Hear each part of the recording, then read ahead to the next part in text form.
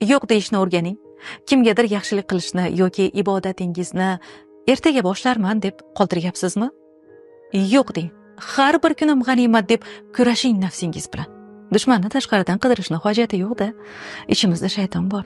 U siz bilan bizga uxlasangchi, hali hayot oldinda-yu ulgurasan deydi. Yo'ldan urish uchun turli makrlarni ishlatadi. Yoki bo'lmasam qo'lingizga endi bir kitobni olib bilim olay desangiz, telefoningni qo'lingga ol deb chalg'itadi.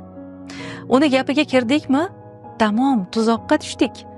Keyingi etap ikkilanish. Masalan, ehson qilishni niyat qildingiz. Niyatingizga yarashasini ham berdi Alloh taolo. Shu joyda nafs nima deb qulog'imizga shivirlaydi? O'zingga ham pul kerak-ku. Undan ko'ra falon kamingga ishlatgin deb xayrli amaldan qaytaradi. Quloq soldingizmi?